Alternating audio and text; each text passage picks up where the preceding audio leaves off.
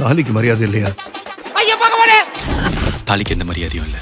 அதுக்கு பின்னாடி இருக்கிற அந்த பொண்ணோட ஃபீலிங்ஸ்க்கு தான் மரியாதை. டியூடுன்னு ஒரு படம். ஒரு பக்கம் யங்ஸ்டர்ஸ் எல்லாம் இதுதான் எங்கள் lifestyle, gen Z lifestyle அவ்வளோ சூப்பராக காட்டியிருக்கிறாங்க, நாங்கள் எல்லாத்தையும் ரொம்ப கேர்லெஸ்ஸாக எடுத்துக்கிட்டு ஜாலியாக லைஃப்பை வந்து என்ஜாய் பண்ணிட்டு இருக்கிறோம், அதை சூப்பராக காட்டியிருக்காங்கன்னு சொல்லிட்டு ஒரே செலிப்ரேஷன், 100 கோடி கலெக்ஷன். இன்னொரு பக்கம் இதெல்லாம் ஒரு படமா, எங்கள் கலாச்சாரத்தை சீரழிச்சிட்டாங்க, தாலி சென்டிமெண்ட்டுக்குலாம் ஒரு வேல்யூவே இல்லையா, இப்படி பண்பாடு கலாச்சாரம் எல்லாத்தையும் தூக்கி நொறுக்கி உடைக்கிற மாதிரியான ஒரு படத்தை வந்து எப்படி எடுக்கிறாங்க, இந்த மாதிரி படத்தெல்லாம் தடை பண்ணணும் அப்படின்னு சொல்லிட்டு இன்னொரு பக்கம் கடுமையான விமர்சனங்கள் வந்துகிட்டு இருந்துச்சு. இந்த ரெண்டு விஷயங்களுக்கு நடுவில் டியூட் படம் எந்த இடத்துல நிற்கிது, எதனால இந்த மாதிரியான விமர்சனங்களும் பாராட்டுகளும் வந்துகிட்டு இருக்குது அப்படிங்கிற பற்றி தான் பார்க்க போகிறோம்.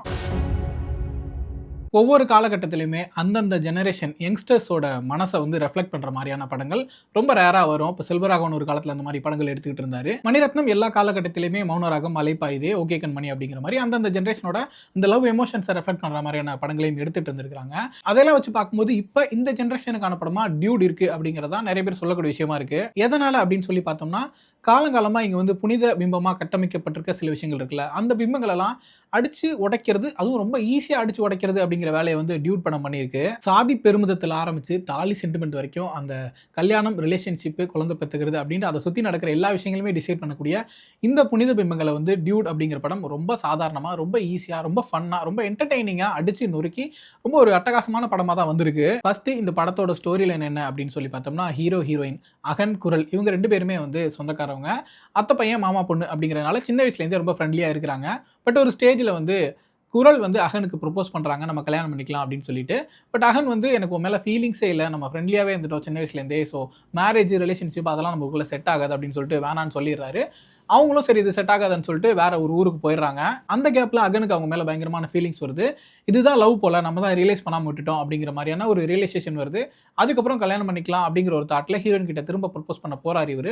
அந்த டைமில் ஹீரோயின் வேற ஒரு ரிலேஷன்ஷிப்பில் இருக்கிறாங்க. அது மட்டும் இல்லை, அவங்களுக்கு வந்து அது லவ் தானா அப்படிங்கிற ஒரு டவுட்டுமே இருக்குது. இவங்க 2 பேரில் யாரை பிடிச்சிருக்கு, யார் மேலே லவ் இருக்குது அப்படிங்கிற ஒரு டைலமால தான் இருந்துகிட்டு இருக்காங்க. இந்த கன்ஃபியூஷனுக்குள்ளே இவங்க 2 பேருக்கும் கல்யாணமும் ஃபிக்ஸ் ஆயிடுது. அப்போ என்ன டிசிஷன் எடுக்கிறாங்க, கல்யாணம் நடந்துச்சா நடக்கலையா, அதை சுற்றி என்ன மாதிரி விஷயங்கள்லாம் நடக்குது அப்படிங்கிற நோக்கி தான் இந்த படம் போகுது. ஃபர்ஸ்ட் ஸ்டார்டிங்ல அந்த ஹீரோ ஹீரோயின் அவங்களுக்குள்ள இருக்க அந்த ஃப்ரெண்ட்ஷிப், லவ், அந்த ரொமான்டிக் போர்ஷன்ஸ் இருக்குல்ல, அதை வந்து ரொம்ப மெச்சூர்டாக ஹேண்டில் பண்ணியிருந்த மாதிரி இருந்துச்சு.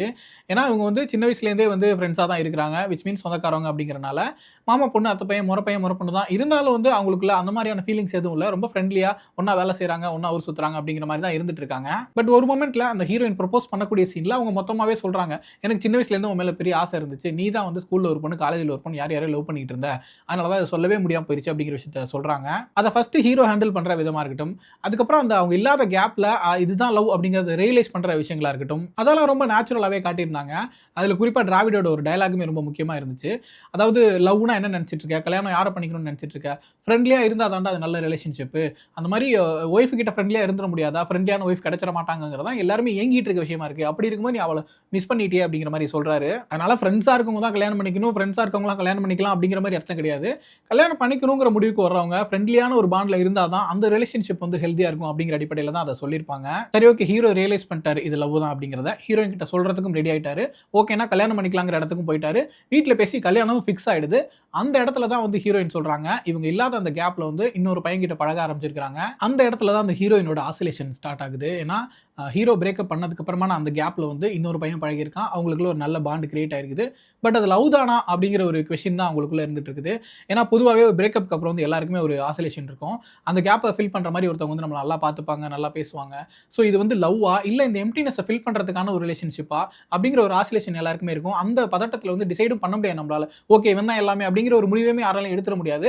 அதுக்கு நான் உங்களை விட்டுட்டும் போயிட முடியாது. அந்த ஆசிலேஷன் இருக்குல்ல, அதை வந்து இந்த படத்தில் பயங்கரமாக கேப்சர் பண்ணியிருக்கிறாங்க.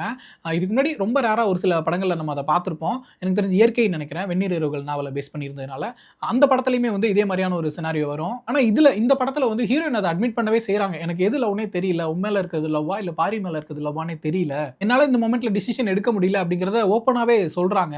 நிறைய பேர் வந்து இது ஒரு பொண்ணோட ஆசிலேஷனை சூப்பராக காட்டியிருக்காங்க அப்படிங்கிற மாதிரிலாம் சொன்னாங்க. எனக்கு தெரிஞ்சு இது வந்து பையன் பொண்ணு அப்படின்லாம் கிடையாது, பசங்களுக்குமே இந்த மாதிரியான ஆசிலேஷன்ஸ் இருக்கும். ஒரு பிரேக்கப்க்கு அப்புறம் இன்னொரு பொண்ணுகிட்ட பழக ஆரம்பிக்கும் போதோ இல்லை ஒரு ரிலேஷன்ஷிப்பில் இருக்கும்போதே அது ஒர்க் அவுட் ஆகாதான்ற டவுட்டில் இன்னொரு பொண்ணு வரும்போது அப்படின்னு சொல்லிட்டு இது ரொம்ப நார்மலாக இருக்கக்கூடிய விஷயம் தான். பட் அதை வந்து எந்த ஃபில்டரும் இல்லாமல் ரொம்ப ஹானஸ்டா ரொம்ப ராவா இந்த படத்துல காட்டியிருக்காங்க. அந்த மொமெண்ட்ல இருந்து தான் இது வந்து ஒரு ஆர்டினரி மூவி கிடையாது அப்படிங்கிற இடத்தை நோக்கி நகருது. ஏன்னா அவங்க ஹேண்டில் பண்ணக்கூடிய அந்த பிரச்சனை அப்படிங்கிறது ரொம்ப ரொம்ப காம்ப்ளிகேட்டடா இருக்குது. இந்த ஸ்கிரிப்டே ரொம்ப காம்ப்ளிகேட்டடா மாறுது. எனக்கு தெரிஞ்சு தமிழ் சினிமால அதுக்கப்புறம் வரக்கூடிய காட்சிகள் இதுவரைக்கும் எந்த படத்துலயுமே பார்த்தது கிடையாது. அந்த மாதிரி சினாரியோவே பார்த்தது கிடையாது. அந்த அளவுக்கு ரொம்ப ரொம்ப புதுசான ஒரு இஷ்யூவை ஒரு புதுசான பேட்டர்ன்ல எடுத்து ஹேண்டில் பண்ணியிருக்காங்க. இந்த இடத்துல தான் சரத்குமார் அவர்கள் பண்ணியிருக்கக்கூடிய கேரக்டர் பத்தி பேசியாகணும். ஏன்னா அதுக்கப்புறம் படம் எதை நோக்கி நகருது அப்படிங்கிறத அவர் தான் டிசைட் பண்றாரு. இந்த சென்ஸ் அவர் சொல்ற மாதிரி நடக்கல. அவர் என்ன பண்ணிருவாரோ அப்படிங்கிற பயத்துல தான் வந்து மற்ற ரியாக்ஷன்ஸ் எல்லாமே நடந்துகிட்டு இருக்கு. ஏன்னா ஆசிலேஷன்ல இருந்த ஹீரோயின் வந்து பாரியை சூஸ் பண்றாங்க. பாரியை தான் நான் லவ் பண்றேன், அவனை தான் கல்யாணம் பண்ணிக்க போறேன் அப்படிங்கிற ஒரு முடிவுக்கு வர்றாங்க. ஆனா அது அவங்க அப்பா கிட்ட போய் சொல்லும்போது அவர் வந்து எல்லாமே ரெடி பண்ணியாச்சு, இப்ப வந்து சொல்றியமா அப்படிங்கிற மோட்லலாம் கூட இல்ல. சரி ஓகே, அகனுக்கு பதிலா நீ பாரியை கல்யாணம் பண்ணிக்க. பாரி யாரு என்ன ஏதுன்னு கேட்கிறாரு. அப்பா அம்மா சொந்த பந்தம்லாம் யாரும் இல்லப்பா, ஹோம்ல தான் வளர்ந்தான். சரி பரவாயில்ல, நம்ம சொந்த பந்தம்லாம் இனிமே அவனுக்கு சொந்த பந்தம் ஆயிட்டு போயிட்டோம் அப்படின்னு சொல்றாரு. சொத்து பத்து பண காசெல்லாம் அதெல்லாம் எதுவும் இல்லப்பா, இனிமே தான் சேர்க்கணும். சரி நம்ம சொத்து பத்தெல்லாம் எடுத்துக்கிட்டோம் அப்படின்னு சொல்றாரு. பரவாயில்ல, இவ்வளவு ஃப்ரெண்ட்லியான அப்பாவா இருக்கிறாரு. கல்யாணத்தன்னைக்கு வந்து கல்யாணத்தை நிறுத்தணும், மாப்பிளையை மாத்தணும்னு சொன்னாலும் ஏத்துக்கிற அளவுக்கு இவ்வளவு பிராட் மைண்டடான ஃப்ரெண்ட்லியான அப்பாவா இருக்காரு அப்படின்னு சொல்லி எல்லாருக்குமே தோணுது. அடுத்ததா தான் முக்கியமான ஒரு கேள்வியை கேட்கிறாரு, பையன் என்ன ஜாதி அப்படின்ட்டு. அதுக்கப்புறமா தான் சரத்குமாரோட நிஜ முகம் வெளியில வர ஆரம்பிக்குது. அவர் வந்து எந்த அளவுக்கு ஒரு சாதி வெறியனா இருந்திருக்காரு அப்படின்னு சொல்லி பார்த்தோம்னா, ஒரு 30 வருஷத்துக்கு முன்னாடி கூட பிறந்த தங்கச்சியே வேற சாதியில காதலிச்சிட்டாங்க அப்படிங்கிற காரணத்தினால கிணத்துல தள்ளி கொலை பண்ண ஒருத்தர் தான் கிட்டத்தட்ட ஆணவ கொலை பண்ணியிருக்காரு இதுக்கு முன்னாடியே. அப்படி இருக்கும்போது சொந்த பொண்ணு வேற சாதியில காதலிச்சா என்ன பண்ணுவாரு? அங்க பேக் அடிக்கிறாங்க ஹீரோயின். அதுக்கப்புறம் அவங்களால இந்த கல்யாணத்தை நிறுத்துறதுக்கான தைரியம் கொஞ்சம் கூட வரல. ரொம்ப ரொம்ப சென்சிட்டிவான ஒரு ஏரியா. அந்த ஏரியா வந்து இவங்க ஹேண்டில் பண்ணியிருந்த விதம் ரொம்பவே அட்டகாசமா இருந்துச்சு. நிறைய ஃபன்னை உள்ள கொண்டு வந்து சீரியஸான விஷயங்கள் எல்லாம் வந்து ரொம்ப லேயர்டா காட்டியிருந்தது வந்து ரொம்பவே இன்ட்ரெஸ்டிங்கா இருந்துச்சு. ரொம்ப ஸ்பெசிஃபிக்கா சொல்லணும்னா சரத்குமாரும் மமிதாவும் பேசிக்கக்கூடிய அந்த சீக்வன்ஸா இருக்கட்டும், அதை வீடியோ கால்ல பிரதீப் பார்க்கறதா இருக்கட்டும், அந்த சீனோட அந்த டென்ஷன் இருக்குல்ல, அதை வந்து அவ்வளவு சூப்பரா ஹேண்டில் பண்ணியிருந்தாங்க. பட் ஒரு மொமெண்ட்ல மொத்தமா உடச்சு விட்டு அதை பிராங்க்னு சொல்லி அதுக்கப்புறம் அவரு வேற ஒரு பிராங்க்னு சொல்லி அப்படின்னு சொல்லிட்டு இன்னொரு கட்டத்துக்கு கொண்டு போனாலும் பட் அதோட சீரியஸ்னஸ் எங்கேயுமே குறையவே இல்லை. சரி ஓகே, அப்பா தன்னோட காதலுக்கு ஒத்துக்க மாட்டான்னு தெரிஞ்சிச்சு, ஃபிக்ஸ் ஆன அந்த கல்யாணத்தை பண்ணி தான் ஆகணும் அப்படிங்கிற சூழல் இருக்குது. வேற என்ன பண்ணலாம்? ஓடி போலாம். ஓடி போறதுக்கான பிளான்ஸ் நடக்குது. ஆனா ஒரு சில டெக்னிக்கல் ரீசன்ஸ்னால ஓடி போறது பாசிபிளா இல்லை அப்படிங்கிறது தெரிய வருது. அந்த நைட் அவங்க கடந்தே ஆகணும். பட் ஆனா ஓடி போக முடியலன்றப்போ வேற என்ன பண்ணலாம்னா கல்யாணம் பண்ணி தான் ஆகணுங்கிற சூழல் வருது. அப்பதான் வந்து அந்த ஃபேக் மேரேஜ் அப்படிங்கிற விஷயத்தை உள்ள கொண்டுட்டு வராங்க. அதாவது ஹீரோயின் வந்து பிரதீப்பை கல்யாணம் பண்ணிப்பாங்க. கல்யாணம் முடிச்சதுக்கு அப்புறம் லவ் பண்ற பையன் கூட ஓடி போயிருவாங்க. ஏன் இன்னைக்கே ஓடலன்னா அன்னைக்கு ஓட முடியாத ஒரு எக்ஸ்ட்ரானரி சிச்சுவேஷன் வந்துருச்சு. அதனால அன்னைக்கு நைட்டு வந்து கடந்தாகணுங்கிறனால கல்யாணத்தை பண்ணிப்பாங்க. கல்யாணம் முடிச்சதுக்கப்புறம் ஓடி போயிருவாங்க அப்படிங்கிற மாதிரி பிளான். இது கேட்கும்போது ரொம்பவே அருவருப்பா இருக்கலாம். என்னடா இது கலாச்சார சீர்கேடு, இப்படி எல்லாம் பண்றாங்களே, இவ்வளவு அருவருப்பா நடந்துக்கிறாங்களே அப்படிங்கிற மாதிரி தோணலாம். இப்படி அவங்களை நடந்துக்க தூண்டுறது வந்து சரத்குமார் தான். சரத்குமார் மற்றும் அந்த சமூக அழுத்தம் அதுதான் வந்து இவங்களை இப்படி நடந்துக்க தூண்டுது. வேற ஆப்ஷனே அவங்களுக்கு இல்லை. அவங்க வந்து அன்னைக்கு நைட்டு ஓடி போனாங்கன்னா கொலை பண்ணிடுவாங்க. ஏன்னா அவர் வந்து ஒரு மினிஸ்டரா இருக்காரு, அவருக்கு பயங்கரமான பொலிட்டிக்கல் இன்ஃப்ளூயன்ஸ் இருக்கு, எல்லா ஸ்டேட்லயுமே ஆட்கள் இருக்காங்க. அவ்வளோ பெரிய செல்வாக்குள்ள ஒரு அரசியல்வாதியோட மகள் ஓடி போனாங்க அப்படின்னா வந்து இந்தியாவுக்குள்ள எந்த மூலையில இருந்தாலுமே அவர் ஆளை வச்சு கொன்றுவாரு. ஏன்னா ஏற்கனவே ஒரு ஆணவ கொலை பண்ணியிருக்காரு. அதனால ஓடி போறதுக்கு வழியே இல்லை. வேற வழியே இல்லாம இந்த ஃபேக் மேரேஜ் அப்படிங்கிற விஷயத்தை கிரியேட் பண்றாங்க. அதுக்கு அடுத்து பார்த்தோம்னா தொடர்ந்து நம்ம எதிர்பார்க்காத, ஏத்துக்கவே முடியாத ஏகப்பட்ட விஷயங்கள் நடக்குது. இது எதுவுமே வந்து அவங்கள குறை சொல்லிட முடியாத மாதிரி இந்த சமூக அழுத்தத்தின் பேர்ல தான் எல்லாமே நடந்துகிட்டு இருக்கு அப்படிங்கிற மாதிரி தான் இருக்கு. அது வரைக்குமா நம்மளோட இந்த சென்டிமெண்ட்ஸ் இருக்குல்ல, தாலி கட்டுறதுங்கிறதோ அல்லது அந்த பிரெக்னென்ட் ஆகிறது, குழந்தை பிறக்கிறது, யாரோட குழந்தை, அது குழந்தையோட பயாலஜிக்கல் ஃபாதர் யாரு அப்படிங்கிற மாதிரியான எல்லா விஷயங்களையுமே வந்து அடிச்சு நொறுக்கி உடச்சி தூக்கி போட்டிருக்காங்க. இன்னும் சொல்ல போனா இந்த சென்டிமெண்ட்ஸ்க்குலாம் எந்த வேல்யூமே கிடையாது. தாலி கட்டுறவன் புருஷன் கிடையாது, புருஷனா இருக்கிறவன் குழந்தைக்கு அப்பா கிடையாது அப்படின்னு சொல்லிட்டு நிறைய விஷயங்கள், ரொம்ப காம்ப்ளிகேட்டடான விஷயங்கள், இதெல்லாம் வந்து சொல்லி எக்ஸ்பிளைன் பண்றதே கொஞ்சம் காம்ப்ளிகேட்டடா தான் இருக்குது. அதாவது படத்துல வந்து ரொம்ப கன்வின்சிங்கா, ரொம்ப எல்லாருக்கும் புரியுற மாதிரி, ரொம்ப இயல்பா இருக்கிற மாதிரியும் எடுத்திருக்காங்க. அடுத்ததா கேரக்டரைசேஷன் அப்படின்னு சொல்லி பார்த்தோம்னா நம்ம பிரதீப், மமிதா, அப்புறம் சரத்குமார், இவங்க 3 பேர் தான் ரொம்ப முக்கியமான கேரக்டர்ஸா இருக்காங்க. பில்லர்ஸ் ஆஃப் த ஃபிலிம்னு சொல்லலாம். 3 பேரோட கேரக்டரைசேஷனுமே ரொம்ப ரொம்ப அட்டகாசமா இருந்துச்சு. ஃபர்ஸ்ட் பிரதீப் பத்தி பார்க்கலாம். ரொம்ப ஜாலியான ஃபன்னான ஒரு ஈஸி கோயிங் கை தான். லவ், பிரேக்கப் அதெல்லாம் தாண்டிட்டு ரொம்ப ஃபன்னான ஜாலியான ஒரு வேலையை செஞ்சுக்கிட்டு ரொம்ப ஃபன்னா இருக்கக்கூடிய ஒரு ஆளா இருக்கிறாரு.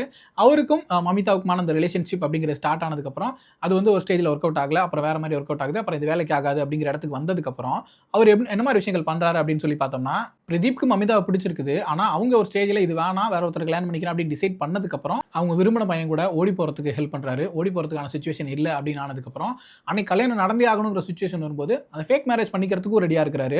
ஃபேக் மேரேஜ் முடிஞ்சு திரும்ப அதுக்கப்புறம் அவங்க ஃபாரின் ஓடி போறதுக்கு வேற என்ன மாதிரி ஹெல்ப் பண்ணலாம் அப்படிங்கிறதுக்கு ரெடியா இருக்காரு. இதுக்கு நடுவில் ஹீரோயின் பிரெக்னென்ட் ஆயிடுறாங்க. அந்த பிரெக்னன்சிக்கு காரணம் கிடையாது, ஹீரோயினோட லவ்வர் தான் அதுக்கு காரணம் அப்படின்னு தெரிஞ்சதுக்கு அப்புறமும் சொசைட்டிக்கு ஒரு அப்பாவா தன்னை காட்டிக்கிறாரு. அந்த பிரெக்னன்சி டேஸ் டெலிவரி வரைக்குமே பார்த்தோம்னா இந்த சொசைட்டிக்கு மமிதாவோட ஹஸ்பண்டாவும் அந்த குழந்தைக்கு அப்பாவாவும் போர்ட்ரே பண்ணிக்கிறாரு. அந்த குழந்தை பிறந்ததுக்கு அப்புறம் டைவர்ஸ் அப்ளை பண்றதா இருக்கட்டும், அதுக்கப்புறம் அவங்க 2 பேரும் ஃபாரின் அனுப்புறதுக்கான பிளான்ஸ் பண்றதா இருக்கட்டும் அப்படின்னு சொல்லிட்டு அந்த பொண்ணு தான் விரும்பின பையன் கூட சேர்ந்து வாழ்றதுக்கு என்னெல்லாம் பண்ணணுமோ எல்லாத்தையுமே பண்றதுக்கு ரெடியா இருக்கக்கூடிய ஒரு கேரக்டரா இருக்காரு.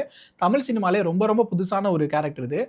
ஒரு சில படங்கள் நம்ம பார்த்திருப்போம். ஷாஜகான்லாம் வந்து லவ் பண்ற பொண்ணு இன்னொருத்தர் பிடிச்சிருக்கு அப்படின்னு சொன்னதுக்கு சேர்த்து வைக்கிறதுக்கு ரெடியா இருப்பாரு தான். அதிகபட்சம் நம்ம அதான் பார்த்திருக்கோம். ஆனா இந்த படத்துல ஒரு ஹீரோ தான் விரும்பின பொண்ணுக்காக என்னென்ன விஷயங்கள் பண்றான், எவ்வளவு எக்ஸ்ட்ரீம் வரைக்கும் போறான் அப்படிங்கறத பயங்கரமா காட்டியிருக்காங்க. பட் இவ்வளவு விஷயங்கள் பண்றான் அப்படிங்கிறதுக்கு அவன் ஒன்றும் பெர்ஃபெக்ட்டான ஒரு மேன்லாம் கிடையாது. அவனுக்குள்ளேயுமே நிறைய ஃபிளாஸ் இருக்குது.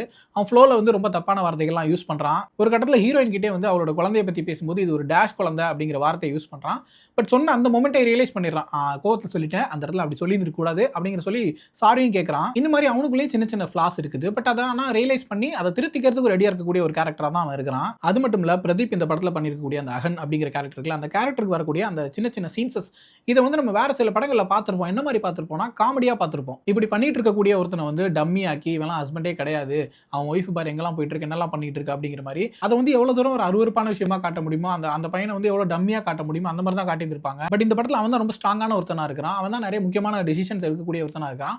குறிப்பா அந்த இன்டர்வல் சீக்வன்ஸ் பார்த்தோம்னு வச்சுங்களேன், ஃபேக் மேரேஜ் அப்படிங்கிற விஷயத்த பண்ண சொல்லும்போது அதுக்கு முதல்ல பண்ண முடியாது, எல்லாம் எனக்கு ஒத்தே வராதுன்னு சொல்லிட்டு கோச்சிட்டு போயிடுறான். போயிட்டு கொஞ்ச நேரம் கழிச்சு யோசிச்சுட்டு திரும்ப உள்ள வரான். வரும்போது ஹீரோட ஃப்ரெண்டு கேட்கறான், ரொம்ப கேவலமா கேட்கறான், அசிங்கமா இல்லையாடா உனக்கு அப்படின்ட்டு. எதுடா அசிங்கம், லவ் பண்ற பொண்ணு அவங்க அப்பனே கொலை பண்றது தான்டா அசிங்கம், இது அசிங்கம் கிடையாது அப்படிங்கிற மாதிரி அந்த ஆணவ கொலைக்கு எதிராக ஒரு டயலாக சொல்லிட்டு நடந்து போறாரு. எனக்கு தெரிஞ்சு தமிழ் சினிமா அந்த இன்டர்வல் சீக்வன்சஸ்லேயே ரொம்ப மாசான ஒரு சீக்வன்ஸா எனக்கு தெரிஞ்சிச்சு. அந்த பொண்ணு நம்மள லவ் பண்ணல, நம்ம கூட வாழ போறது இல்லை, வேற ஒருத்தனை கல்யாணம் பண்ணிக்க போகுது. பட் அதுக்கு முன்னாடி இந்த ஒரு மொமெண்ட்டுக்காக, இந்த மொமெண்ட்டை கடக்கிறதுக்காக கல்யாணம் பண்ணிக்கிற மாதிரி என் கூட நடி அப்படின்னு சொல்லி கேட்குது. அதுக்கு அவன் நடந்து போறான். இந்த சீக்வன்ஸை இவ்வளவு மாசா மாற்ற முடியுமா அப்படிங்கிறது வந்து பயங்கர ஆச்சரியமா இருந்துச்சு. அதே போலதான் ஹீரோயின் கேரக்டருமே நம்ம தமிழ் சினிமால எவ்வளவு ஹீரோயின்ஸ் பார்த்துருப்போம். பட் இந்த அளவுக்கு ரொம்ப ராவா ரியலிஸ்டிக்கா ஒரு பொண்ணை வந்து டிசைன் பண்ணியிருந்தது அப்படின்றது ரொம்பவே பாராட்டக்கூடிய விஷயமா இருந்துச்சு. அந்த வகையில் குரல் வந்து ரொம்ப ப்ராக்டிக்கலான ஒரு பொண்ணாக தான் இருக்கிறா. மாமா பையன் தான், சின்ன வயசுலேருந்து பழகிருக்கோம். பட் அவன் மேலே ஒரு அட்ராக்ஷன் இருக்குது. அந்த லவ் வந்து ப்ரப்போஸ் பண்ணவும் செய்யறா. அதுக்கப்புறம் அவனுக்கு தம்மேல ஃபீலிங்ஸ் இல்லை அப்படின்றது தெரிஞ்சுக்கிட்டதுக்கப்புறம் ஒரு பிரேக் எடுத்துக்கிறான். அந்த டைமில் இன்னொரு பையன் வரான். அவங்க கூட லவ் மாதிரியான ரிலேஷன்ஷிப் வருது. பட் இதுவா அதுவான்னு தெரியாத ஒரு சுச்சுவேஷன் வருது. அது ஓப்பனாக சொல்லவும் செய்யறா. பட் அந்த இடத்துல ஏதாவது ஒரு முடிவு எடுத்து தான் ஆகணும் அப்படிங்கும்போது பாரியை டிசைட் பண்ணுறா. அந்த டிசிஷனும் அவளோட மனசுலேருந்து வரக்கூடிய ஒரு டிசிஷனாக இருக்குது. அந்த டிசிஷன் எடுத்ததுக்கப்புறம் ஓடி தான் போகணும் அப்படிங்கிற ஒரு சூழல் வருது. என்னாலும் பரவாயில்ல ஓடி போகலாம் அப்படிங்கிற மாதிரிலாம் அவளால் பண்ண முடியல. ஏன்னா போனோம்னா கண்டிப்பாக அப்பா வந்து தேடி பிடிச்சி கொன்றுவாரு அப்படிங்கிறது தெரியுது. ஸோ ப்ராக்டிக்கலாக அந்த இடத்துல வேற என்ன பண்ண முடியும் அப்படிங்கிறது யோசிச்சு அதையும் பண்றா. அதை தொடர்ந்து வரக்கூடிய அந்த அப்பாவோட அழுத்தம், சமூக அழுத்தம் எல்லாத்தையுமே ஹேண்டில் பண்ணிட்டு இருக்கா. ஆனால் எந்த சூழலையுமே தன்னோட அந்த சாய்ஸ் அப்படிங்கிறத விட்டு கொடுக்கல. தன்னோட லைஃப் தன்னோட தான் அப்படிங்கிறத வந்து உணர்ந்தவளாம் இருக்கிறா. ஆனால் அது ஒரு கட்டத்தில் ரொம்ப சுயநலமாக இருக்குது. நம்ம வந்து அகனை யூஸ் பண்ணிட்டு இருக்கிறோம் அப்படிங்கிறது தெரிஞ்சதுக்கப்புறம் வந்து அந்த ரியலைசேஷன் நடந்ததுக்கப்புறம் அவள் பண்ணக்கூடிய விஷயங்களுமே ரொம்ப இன்ட்ரெஸ்டிங்காக இருந்துச்சு. அதுக்கப்புறமா தான் அந்த கேரக்டர் கொஞ்சம் ஃபுல்ஃபில் ஆன மாதிரியும் இருந்துச்சு. அடுத்ததாக சரத்குமாரோட கேரக்டரைசேஷன், அவரோட கேரக்டரைசேஷனும் சரி, அந்த கேரக்டரை சரத்குமார் அவர்கள் பண்ணதும் சரி இந்த படத்துக்கு மிகப்பெரிய பலமாக அமைஞ்சிருக்குது. ரொம்ப பயங்கர ஃபன்னான ஒரு ஆளாக இருக்கிறாரு. ஒரு பொலிட்டீஷியன், பட் ஸ்டில் வந்து ரொம்ப ஜாலியாக சிரிச்சு பேசிட்டு விளையாடி டான்ஸ் ஆடிட்டு இருக்கக்கூடிய ஒரு ஆளாக இருக்கிற மாதிரி தெரிகிறாரு. அந்த இன்டர்வலுக்கு முன்னாடி சீனில் வந்து அந்த மயிலாப்பூர் மயிலை பாட்டுக்கு அந்த ஒரு சிங்கிள் ஷாட் டான்ஸ் ஆடுற மாதிரியான ஒரு சீக்வன்ஸ் அதெல்லாம் பண்ணியிருந்தாரு. அந்த மாதிரி கேஷுவலா ரொம்ப ஜாலியா ஃபன்னான ஒரு ஆள் மாதிரி தெரிகிறாரு. தன்னோட பொண்ணு வந்து கல்யாணத்தை நிறுத்தணும்னு கல்யாணம் அன்னைக்கு வந்து சொன்னாலும் நிறுத்துறதுக்கும் மாப்பிளையை மாத்துறதுக்கும் ரெடியா இருக்கிற ஒரு ஆள் மாதிரியும் தெரிகிறாரு. ஆனாலும் அவருக்குள்ள எவ்வளவு பெரிய ஜாதி வெறி இருக்குது, 30 வருஷத்துக்கு முன்னாடி எவ்வளவு பெரிய சம்பவங்கள்லாம் பண்ணியிருக்காரு, அந்த விஷயங்கள் தெரிஞ்சதுக்கு அப்புறம் எப்படி எல்லாம் ரியாக்ட் பண்றாரு அப்படின்னு சொல்லிட்டு ரொம்ப ரொம்ப ஸ்ட்ராங்கான ஒரு கேரக்டர். அதை வந்து அட்டகாசமா பண்ணியிருக்காரு. எனக்கு அந்த கேரக்டர் பார்க்கும்போது ஒரு சில அரசியல் தலைவர்களும் ஞாபகம் வந்தாங்க. ஏன்னா நீங்க யோசிச்சு பாருங்க, தமிழ்நாட்டில் வந்து 2 முக்கியமான கட்சிகள் இருக்கு, திமுக அதிமுகன்னு. இவங்க தான் வந்து ஒரு 50-60 காலமா வந்து தமிழ்நாட்டை ஆட்சி செஞ்சுட்டு இருக்காங்க. இங்க நடந்திருக்கக்கூடிய நிறைய சமூக மாற்றங்களுக்கு இந்த கட்சிகள் தான் காரணம். தொடர்ந்து தங்களை சமூக நீதி கட்சிகள்னு சொல்லிட்டு தான் இருக்கிறாங்க. எல்லாமே நமக்கு தெரியும், அதெல்லாம் நம்ம மறுக்கவும் இல்லை. ஆனா அந்த கட்சியில் இருக்கக்கூடிய எல்லா தலைவர்களும், சட்டமன்ற உறுப்பினர்களும், அமைச்சர்களும் வந்து அந்த சமூக நீதியை ஃபாலோ பண்றாங்களா, தன்னோட வீட்டில் தன்னோட பொண்ணு வேற சாதி பையனை காதலிச்சா ஒத்துப்பாங்களா அப்படிங்கிற கேள்வி இருக்குல்ல. நிச்சயமா நிறைய பேர் ஒத்துக்க மாட்டாங்க. நிறைய அரசியல் தலைவர்களுக்குள்ளே வந்து அந்த சாதி ஆணவம் அப்படிங்கிறது இருக்கிறத நம்ம பார்க்குறோம். அதையெல்லாம் ரெஃப்ளெக்ட் பண்ற மாதிரியும் இந்த கேரக்டர் இருந்தது வந்து ஒரு பொலிட்டிக்கல் லேயரையுமே இந்த படத்துக்கு ஆட் பண்ணியிருக்கு. அந்த வகையில் டைரக்டர் கீர்த்தீஸ்வரன் வந்து வெறுமனே ஒரு ரிலேஷன்ஷிப் டிராமா மட்டும் பண்ணாம ஒரு பொலிட்டிக்கல் பெர்ஸ்பெக்டிவுமே இந்த படத்துக்குள்ள ஆட் பண்ணியிருக்காரு. இன்னொரு முக்கியமான விஷயம் என்னன்னா, இவ்வளவு சீரியஸான விஷயங்கள் இருந்தாலும் இந்த படம் வந்து ரொம்பவே ஃபன்னா தான் போகுது. எல்லா சீரியஸான விஷயங்களையுமே ரொம்ப ஃபன்னா தான் ஹேண்டில் பண்ணியிருக்காங்க. என்டர்டெய்னிங்காக தான் இருக்குது, என்ஜாய் பண்ணி பார்க்குற மாதிரி தான் இருக்குது. பட் ஸ்டில் இது வந்து என்ஜாய் பண்ணி பார்க்குற மாதிரி இருக்கு அப்படிங்கிறதுக்காக அதோட சீரியஸ்னஸ் எங்கேயுமே மிஸ் ஆகல. ஏன்னா ஒரு சில இடங்கள்ல சீரியஸான விஷயங்களை ரொம்ப ஃபன்னா சொல்லும்போது அதோட சீரியஸ்னஸ் கொஞ்சம் டைல்யூட் ஆகி போயிடும். அந்த மாதிரிலாம் போயிடாம ரொம்ப ஸ்ட்ராங்கா இருக்கிற மாதிரியும் பார்த்துருந்துருக்காரு. அந்த வகையில் டைரக்டர் கீர்த்தீஸ்வரன் வந்து தமிழ் சினிமாவில் ரொம்ப ஸ்ட்ராங்கா தன்னோட காலடியை பதிச்சிருக்காரு. அடுத்தடுத்து ரொம்ப சென்சிபிளான ரெஸ்பான்சிபிளான படங்கள் இவர்கிட்ட எதிர்பார்க்கலாம்னு நினைக்கிறேன்.